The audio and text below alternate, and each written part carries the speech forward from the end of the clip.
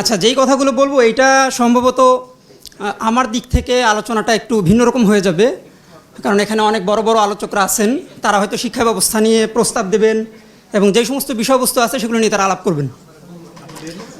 তবে আমি একটু কথা বলবো একটু ভিন্নভাবে, সেটা হলো যেই বৈষম্য বিরোধী ছাত্র আন্দোলন এখানে সংগঠিত হয়েছে, আমাদের মাদ্রাসা শিক্ষা এবং জেনারেল শিক্ষাধারার মধ্যে বৈষম্যটা আসলে কি, এগুলোর রুটটা আসলে কি, এবং যেই বৈষম্য আমরা ভাঙতে চাই, যে সাম্য আমরা চাই, সেখানে যন্ত্রণাগুলো আসলে কি, সেটা নিয়ে আমি 2-4টা কথা বলবো খুবই সংক্ষেপে ইনশাল্লাহ। এই আন্দোলন যেদিন চূড়ান্ত রূপ পায়, বিশেষ করে 5ই আগস্ট, আমরা 6ই আগস্ট যখন অফিসে যাই, তো আমার সহকর্মী তিনি একটি মাদ্রাসার আবার বড় শিক্ষক, তো তার সাথে আলাপ করছিলাম যে আসলে আমরা কি পাইছি, না আমাদের আসলে প্রাপ্তি কি, ইসলামপন্থী হিসেবে না, কোটানকোট এই কথা আমি বলে রাখি, একজন মাদ্রাসা পড়ুয়া হিসেবে আমাদের প্রাপ্তি আসলে কি।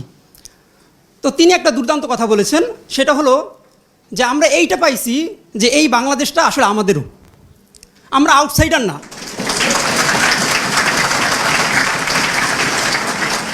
এবং সিরিয়াসলি বলছি, এই ভোগান্তিটা, এই বেদনাটা এটা আমাদের মধ্যে ছিল।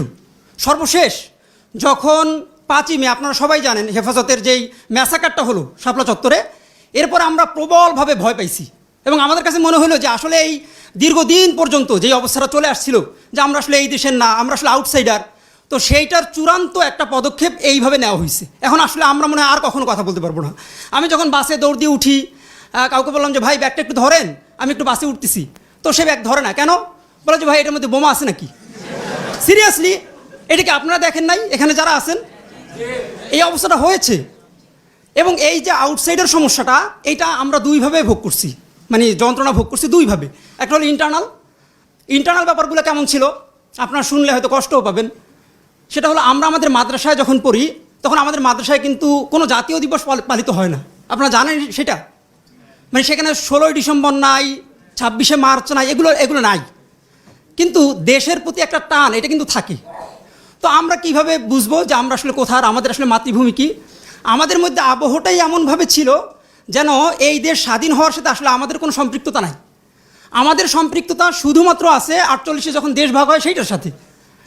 এবং অবস্থাটা এমন ছিল, একটা ঘটনা বলি তাহলে বুঝতে সহজ হবে। সেটা হলো একবার 16ই ডিসেম্বর আমাদের মধ্যে একটা আক্ষেপ জাগলো যে সবাই যেহেতু জাতীয় পতাকাটা নাই, আমরা তো একদম মাদ্রাসায় পারবো না, আমরা অন্তত হুজুরের ডেস্কের সামনে একটা জাতীয় পতাকা লাগাই দিই। তো আমরা লাগাই দিলাম। আমাদের শিক্ষক তিনি আসছেন এবং এসে সেই পতাকাটা ছিঁড়ে টুকরো টুকরো করে ফেলছেন। এইটা এই জন্য না যে তিনি রাষ্ট্রদ্রোহী, এই জন্য না যে তিনি দেশকে ভালোবাসেন না, সম্ভবত এই জন্য যে তার শিক্ষকদের কাছ থেকে তারা এভাবেই পাইছেন যে এইখানে স্বাধীনতা দিবস পালন এগুলো আসলে কিছু না, এগুলো একটা ফালতুমি। এবং এই ব্যাপারগুলোই ঘটছে। এইটা ছিল আমাদের ইন্টারনাল প্রবলেম। আবার এক্সটার্নাল যে প্রবলেমগুলো সেগুলো আপনারা জানেন। ইন্টারনাল প্রবলেমের মধ্যে আরও বহু কিছু আমাদের ভিতরে ঘটতো, যেগুলো ধরেন আমরা বের হয়েছি যে টুপি দাড়ি আছে, কিংবা মাথায় একটা ব্যাজ পরে আমরা বের হইলাম কোনো একটা স্বাধীনতা দিবসে কিংবা বিজয় দিবসের মধ্যে। তো বের হয়ে ফার্ম গেটে গেছি, সেখানে দেখি যে নৌবাহিনীর লোকজন তারা সানাই বাজিয়ে দেশাত্মবোধক গান গাচ্ছে। তো আমরা সেখানে দাঁড়াইছি, তো লোকজন অবাক যে হুজুর মানুষ সেখানে দাঁড়াইছি। তো বিষয়টা এইটা না যে আমরা আসলে গান গাওয়া জায়েজ বলার জন্য ওখানে দাঁড়াইছি, এইটাও না যে মহান মুক্তিযুদ্ধকে আমরা একদম মহান মনে করছি তো সেখানে একটা অংশগ্রহণ করতে যাচ্ছি, বিষয়টা তা না। বিষয়টা এই জন্য যে এই ধরনের গান যখন আমরা শুনি, এই ধরনের বিভিন্ন রকমের জাতীয় উৎসব যখন আমরা দেখি, তখন দেশের প্রতি একটা মমত্ববোধ আমাদের মধ্যে তৈরি হয়। আমার বন্ধু সালাউদ্দিন জাহাঙ্গীরের কথা আমাদের মনে পড়ে, যে তিনি এখানে আসেন কি আমরা জানা নাই। আমাদের একটা পপুলার একটা ম্যাগাজিন ছিল মাসিক রহমত, আপনারা হয়তো অনেকেই চিনবেন। সেখানে একবার তিনি জাতীয় ক্রিকেটে কেউ একজন বা বাংলাদেশ দল তারা জয়লাভ করছে, তো সেটার তিনি আনন্দের কথা লিখছেন একটা ইসলামী পত্রিকায়। তো সেখানে আরেক বন্ধু তিনি এবার সেটা সমালোচনা করে লিখছেন যে না এটা কেমন কথা, একটা ইসলামী পত্রিকা এইভাবে লেখা হলো। তো সালাউদ্দিন জাহাঙ্গীরের সেই বিখ্যাত উক্তিটা আমার এখনও মনে আছে। উনি বলছিলেন যে বন্ধু, কিছু কিছু ভালোবাসা এমনই হয়, বাংলাদেশ যখন কোথাও জয়লাভ করে, এই দেশ যখন কোথাও মাথা উঁচু করে দাঁড়ায়, তখন শুধুমাত্র জেনারেল শিক্ষার্থী কিংবা স্কুলের শিক্ষার্থী তাদের মাথা উঁচু হয় তা না, আমরা যারা মাদ্রাসায় পড়েছি আমাদেরও মাথা উঁচু হয়, আমাদেরও দেশকে ভালোবাসতে ইচ্ছে করে। এক্সটার্নাল সমস্যাগুলোর মধ্যে একটা প্রধান একটা সমস্যার কথা বলি, যেগুলো আপনারা সবাই জানেন। সেটা হলো যেই কথার প্রেক্ষিতে আজকে এত বড় একটা বিজয় সংঘটিত হলো, একটা গণ অভ্যুত্থান হলো, সেটা আপনারা সবাই জানেন যে রাজাকারের নাতিপুতি বা এরকম একটা কথা বলা হয়েছে। আপনারা সেটার জন্য সবাই জ্বলে উঠেছেন। আপনারা কি জানেন 6 বছর বয়সে যখন আমি মাদ্রাসায় ভর্তি হয়েছি তখন থেকে সেই শব্দটা আমরা শুনছি। আপনাদের কখনো সেই জ্বলন অনুভূতি হয়েছে?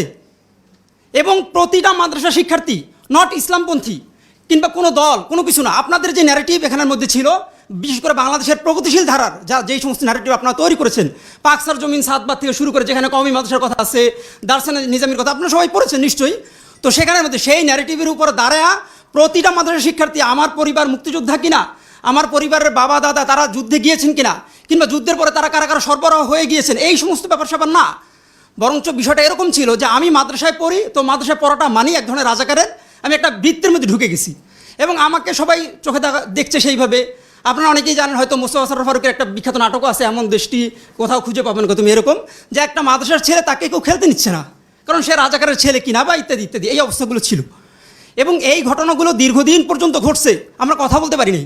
বহুদিন পরে একবার শাকির হোসেন শিবলি নামক একজন লেখক, তিনি আলেম মুক্তিযোদ্ধার খোঁজে এই নামে যুগান্তরে একটা ধারাবাহিক লেখা শুরু করছেন। শেষ পর্যন্ত তাকে যুগান্তরে চাকরি খোয়াইতে হয়েছে, যে আলেমরা আবার মুক্তিযোদ্ধা হয় নাকি। সিরিয়াসলি আপনারা একটু সংবাদ লেখে মানে খোঁজ খবর নেন, 1000 পৃষ্ঠার সে একটা বিরাট বই যখন বের হয়, এরপরে বাংলাদেশে আলেমদের মধ্যেও যে মুক্তিযোদ্ধা হওয়ার একটা তাড়না কিংবা মানে তারা যে ছিলেন, এবং এইটা প্রতিষ্ঠিত হয় এবং অনেক সময় পদক টদকও দেওয়া হয়।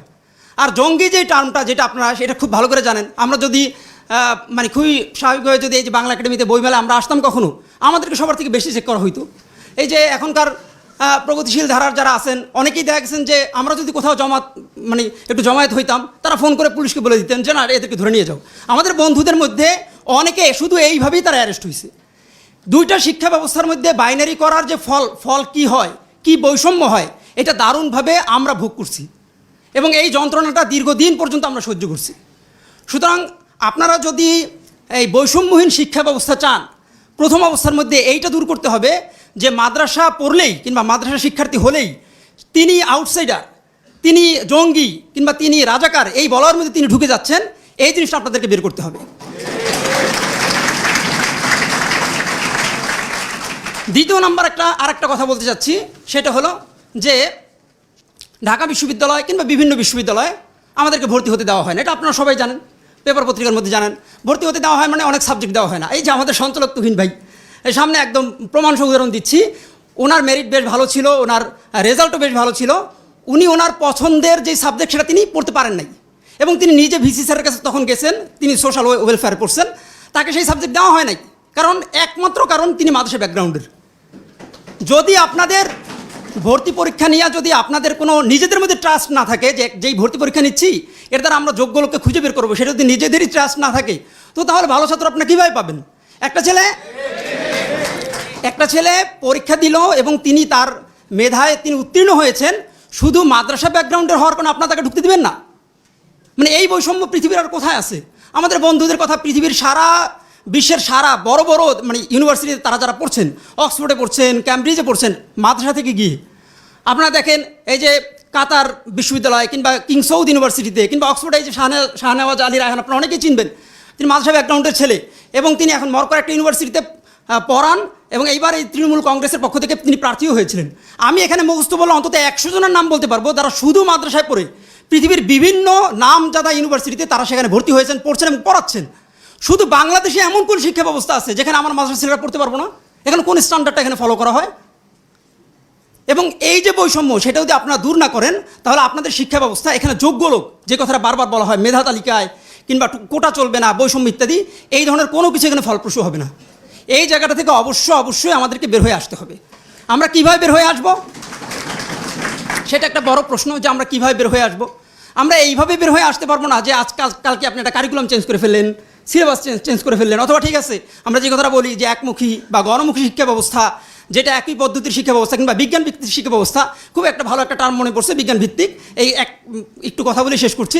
বিজ্ঞান ভিত্তিক শিক্ষা ব্যবস্থার কথা আপনারা বলেন, কিন্তু বিজ্ঞানের মধ্যেও আপনারা আবার ধর্ম ভাগ করে ফেলেন। বিজ্ঞানের কথা যদি বলি, আমরা কিন্তু সায়েন্স অফ কোরআন পড়ি, আমরা উলুমুল কোরআন পড়ি, সায়েন্স অফ হাদিস পড়ি। এই যে কোরআনের বিজ্ঞান এবং হাদিসের বিজ্ঞান বলে আপনাকে সেগুলো বিজ্ঞান হিসেবে স্বীকৃতি দেন না? সেগুলো কি বিজ্ঞান না? এবং পৃথিবীর বিভিন্ন বিশ্ববিদ্যালয়ে যেগুলোকে দেওয়া হয় সেগুলোকে আপনারা কেন দেবেন না? যদি বিজ্ঞান ভিত্তিকের কথা বলেন, তাহলে বিজ্ঞানের জায়গাগুলোকেও আপনাদের ক্লিয়ার রাখতে হবে। প্রতিষ্ঠিত বৈজ্ঞানিক সত্য সেগুলো কি ইসলাম স্বীকৃতি দেয় না? অবশ্যই দেয়। তো সুতরাং যদি এই অবস্থার মধ্যে দিয়ে চলতে থাকে, তাহলে আমরা হয়তো নতুন আরেকটা কারিকুলাম সামনে আনতে পারবো, কিন্তু তার দ্বারা বৈষম্য দূর হবে না। বৈষম্য দূর হওয়ার জন্য পারস্পরিক আস্থা, বিশ্বাস এগুলো অত্যন্ত জরুরি। আমরা সেটা কীভাবে করব? সেটার জন্য আপনাদের যে সমস্ত এক্সট্রা কারিকুলার অ্যাক্টিভিটি আছে কিংবা মিডিয়া আছে কিংবা যেখানে যেইভাবেই আছে, সেগুলোকে একটা টার্ম ব্যবহার করতে শিখান। আপনি মিডিয়ার মধ্যে বলতেছেন যে মাদ্রাসা শিক্ষার্থী, স্কুল শিক্ষার্থী, নও, আপনি বলেন শুধু শিক্ষার্থী। মাদ্রাসা শিক্ষার্থী, যদি মাদ্রাসা শিক্ষার্থী হয় তাহলে তার রক্ত কি সাদা হয়ে যায়? আর যে স্কুলের শিক্ষার্থী, সে অ্যাক্সিডেন্ট করলে মারা গেলে তার রক্ত বেশি লাল। তো আপনারা একটা টার্মের মধ্যে আসেন এবং এক্সট্রা কারিকুলার অ্যাক্টিভিটি প্রথম অবস্থার মধ্যে আমি যেটা প্রস্তাব দিব সেটা হলো এক্সট্রা কারিকুলার অ্যাক্টিভিটি যেগুলো আছে সেগুলোর মধ্যে শুধু শিক্ষার্থী হলেই যেন তিনি অংশগ্রহণ করতে পারেন। অন্যান্য মেরিট যদি সেগুলো থাকে তাহলে যেন তিনি সেখানে ঢুকতে পারেন। আর সার্টিফিকেট প্রথা পৃথিবীর মনে হয় সবচেয়ে এখন মানে একদম কি বলে এটাকে দুর্বলতম এবং সবচেয়ে সমালোচ্য প্রথা সম্ভবত সার্টিফিকেট প্রথা। যে সার্টিফিকেট আপনি কালকে বানাইতে পারেন, আজকে আবার চাকরি নিতে পারেন। এই মুক্তিযুদ্ধের ভুয়া সার্টিফিকেট বা ইত্যাদি এগুলো তো আছেই। এগুলোকে বাংলাদেশে যদি বৈষম্যহীন শিক্ষা ব্যবস্থা চালু করতে হয় তাহলে এই সার্টিফিকেট যদি বাতিল করা যায় অথবা এমন কোনো মেরিট বানানো যায় কিনা যার দ্বারা সার্টিফিকেট ছাড়াই শুধুমাত্র যোগ্যতার ভিত্তিতে সে চাকরি পাবে, তাহলে আশা করি বৈষম্য একেবারেই কমে আসবে। আমি অনেকগুলো কথা বলে ফেললাম। আল্লাহ তাআলা সবাইকে বোঝার মতো তৌফিক দান করেন।